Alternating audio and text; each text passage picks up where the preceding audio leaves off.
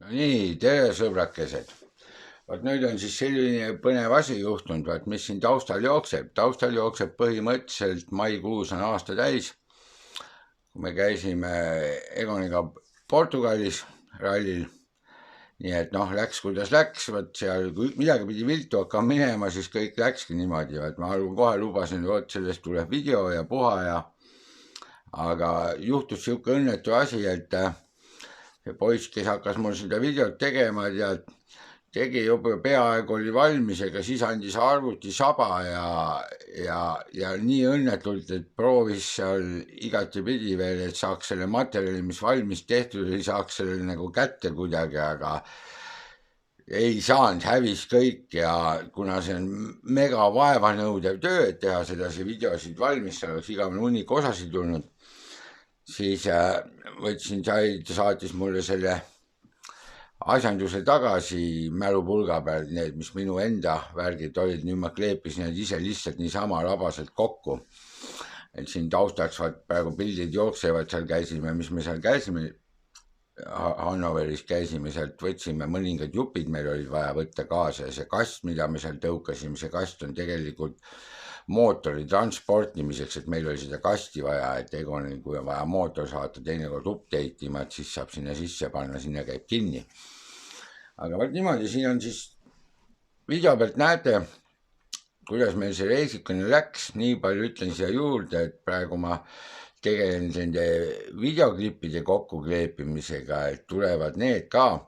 ja kõik on selles mõttes on täpselt niimoodi, et lõikamata kujul sedasi, nagu ma neid videosid seal tegin, kleebin kokku, et tulevad sedasi osad. Esimene osa tuleb 27 minutit, et ma vaatan, kuna ma selle ülesse panen, aga noh, niimoodi panen niimoodi, et andke andeks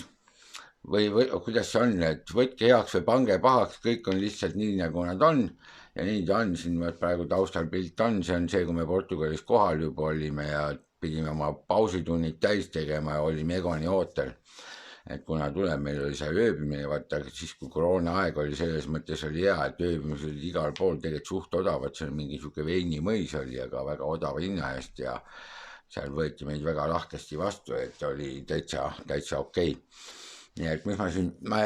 muud siin väga pikalt ei oskagi rääkida selle kohta, et amatööri Kleep sõitis ka Egoniga Portugali kaasa, võib-olla sellepärast kehvasti läkski. Näete, see on Robert Virvese auto, tema tegi sellega seal reket tegi vist, siin peavad poisid sõjaplaani, see oli see päev, kui oli megavihm ja sealt ei saanud reket, nad tegid testikatse jaoks seal testimas käisid,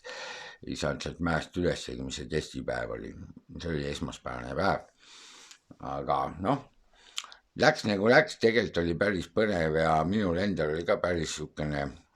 huvitav katsumus nagu. See praegune asi, mis siin taustaks jookseb, Robert Virves sõidab siin, et kuidas kogu see värk läks nagu ta läks. Kõik said kogemusi juurde niimoodi, et ja öeldakse, et mis ei tapa, teeb tugevaks, nii et vahet ei ole.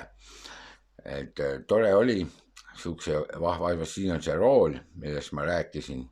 ka seal ja vaadake, kui palju aasta jooksul juhtub on ja praegu ma räägin ja pudistan siin,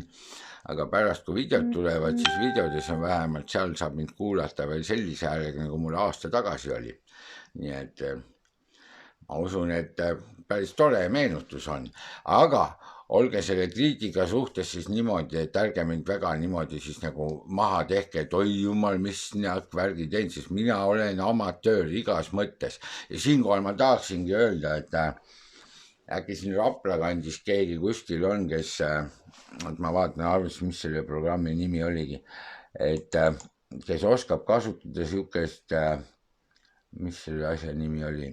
kes oskab kasutada siukest programmi nagu Vegas, mis on vaata videode tegemiseks, ühesõnaga kokkukleepimiseks ja väljalõikamiseks ja igast siukseid tõkke, et videosid tehakse. Kes oskab siukest programmi kasutada, et äkki teeks amatöörile koolituse väikese, et ma tuleks oma arvutiga kohale ja siis ta näitaks ära, ma teeksin mingid märkmed, kus täpselt mida, siis ma seal ilmselt kaua aega tutkin, siis ma midagi saan pihta küll, aga siis läheb pärast jälle meelest ära ja oleks hea, kui keegi koolitaks natuke, äkki on keegi siuke agaram pea, kes jagab seda matsu, et siis saab amatöör ka hakata tegema neid asju vähe kabedamalt. Et loomulikult, et me päris tasuta ei pea tegema, et tore oleks kuseks päris tasuta kohe, aga okei, ega ma võin selle koolitusest väikese rahakesega maksta, aga et lihtsalt niimoodi ta teeb mul selgeks, kuidas selle programmiga näiteks asju kokku panna, kus kohast mida saab, et ma teeksin endal märkmed, et vaata seal ingliskeelsed värgid ja seda enam, et ingliskeeles sa võid vaadata kuidagi otsida tõlget, mis see tähendab, kui sa seda aru niikuinii ei saa. Siin käib, ilmus selle Differi kuidagi mingi seadistamine käis, ega on ise isiklikult käega juures seal seletab, kuidas asjad käivad, siis mehaanikupoisid tegid. Aga okei, jääge seda videot vaatama. Ma selle video lõppu panen ühe